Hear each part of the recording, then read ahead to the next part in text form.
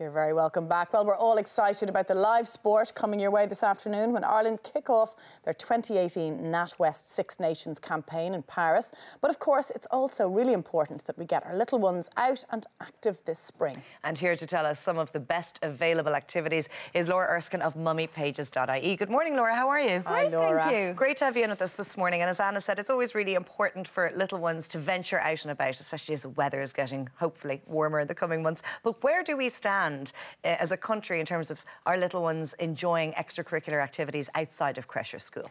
Well, our mums are telling us that they've got about a third of our mums say that their kids do 2 extracurricular activities outside of school, and actually a third do, or a quarter do 3 activities.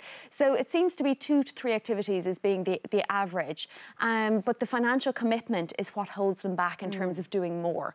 And they actually feel that maybe the Department of Education could do more in terms of incentivising schools to maybe even subsidise extra activities, because they have the facilities there, and maybe if there was more available to children outside of school hours, then that they would take part. And I suppose we're all desperately trying to keep our kids healthy in terms of weight, in terms of away from screens, and it helps with their social development, their confidence, and also anxiety. And anxiety is a big word that is affecting our kids today, and they're feeling anxious about social media, about not being friends with certain groups. They're feeling the pressure way more than I think we ever did in school.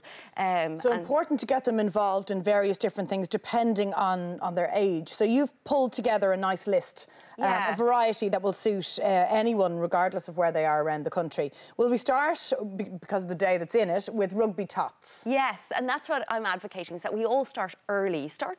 Give your kids the opportunity to try loads of different activities and start them from a very young age, and then see where they excel and what they enjoy. And Rugby Tots is fantastic. It's unisex, so boys and girls get involved, and it starts from age 2.5. And actually they join. You can do it with them as a parent when in level 1, and then you graduate to level 2, where they're actually handling a ball themselves, a special size 2 ball. They're learning how to throw and catch and pass, and then you graduate onto level 3, where the 5 to 7-year-olds actually learn the basics of tag rugby.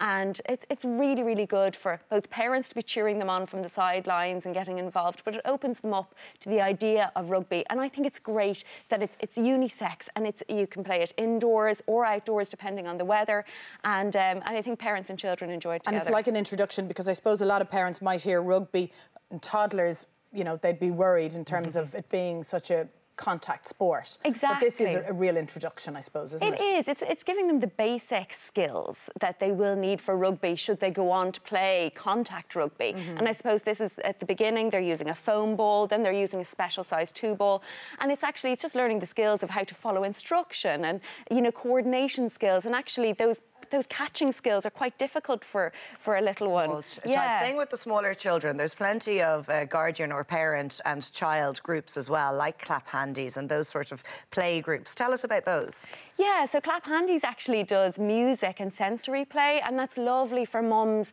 who you actually do it from newborn all the way up to age 3.5, and it gives you an opportunity to meet other parents with children the same or similar age. They enjoy music and play, and it's a lovely way for them to stimulate their brain, to encourage new cognitive skills, again, motor development skills. But it's music. The music part is lovely, and actually it's engaging them in different activities. And it's important that you expose your children to lots of different activities, because they may not be sporty, or you want to know, are they a creative child? Do they really enjoy music? Do they like art?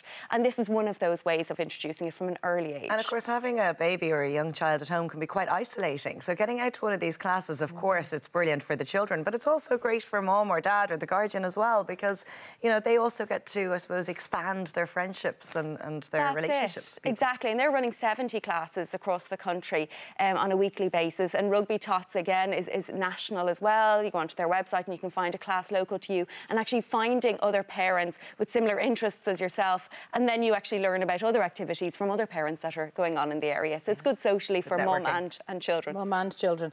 The third one on the list is a really important, it's a life skill, ultimately, swimming. Water babies, and this is from baby to toddler. Yes, that's right. So they teach you the basics. You can do it from birth, the HSE says. You don't need to have had your vaccines. And actually, because a baby has been in the womb and suspended within your amniotic fluid, that actually water is a really safe, familiar place for them. They have natural rhythmic movements in the water when they start. And up to age 6 months, they naturally gag, so they won't swallow the water. They have that gag reflex there. And then they learn through various voice commands how to go and swim underwater, because they can't swim on the water until they get to about age 3, because just of the way their body mass is made up, and they don't have the strength and the coordination to do it yet. But they bring you up to that stage until they are ready to start swimming on top of the water, and then you graduate to a proper class. It teaches water safety. They learn how to get to the side, to hold on. And actually, it's a lovely bonding experience for mum and dad to do with the baby in the water.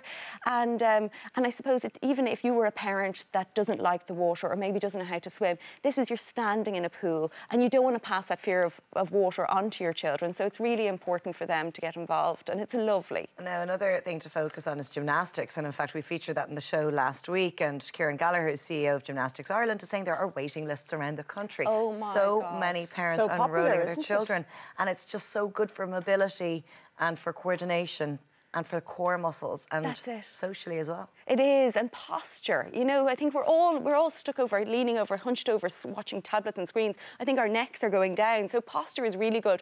Like you said, coordination, body awareness, and there's an element of discipline as well, and respect, because there's a code of conduct within gymnastics. You have to do everything in a safe way, and so therefore they have to follow the instructions with the teachers. They need to mind their fellow gymnasts and make sure that nobody gets hurt. And it's nice for children to have friendships outside of school, because sometimes when things aren't going too well in school, it's good to have different social circles and different groups of friends. So it's confidence booster, and as they get better at it, they feel good. And I suppose with obesity and everything like that, it's a healthy activity. You can do it whether, you know, it's indoors, so there's no weather dependency there. At any age. And at any age, they start from 2.5 actually, and my daughter is 6 and she's doing it, but we had to wait for a year on a waiting list to get in. Wow. South County Dublin has a major, enthusiasm for gymnastics classes, and it seems that of the 10 different clubs I tried, it took a year. So if you're interested, so get the name down early. Put your name down now. Last and but boys not least, do it as well. We'll touch on this one because it's not something I've heard of since I was a child, but the Scouts. The Scouts, yes. I was in the Girl Guides. Yes. So, and the Brownies. The Brownies. I wanted to be a brownie. I was never a brownie. I loved it. And now my children are starting. And actually, it's experiential education. You're outdoors. You're learning basic life skills. You're learning how to build a hut. You're learning how to navigate a map. You're learning how to tie a knot. We also learn how to cook. You earn badges, like skills badges. I remember my mum sewing them all the way up the arm of my uniform. And it's a lovely social activity, but it doesn't stop at kind of the teen years. And I think we find that a lot of our extracurricular activities seem to fall off in secondary school. Yes. But Scouts goes all the way up to age 25. And very often, if you've been involved in the different levels of Scouts, you become a leader and you make great lifelong friends. Yeah, it's that extra circle of friends that's so important, isn't it? Lovely. Yeah. Thanks Thank so you very much, Laura. Thank you.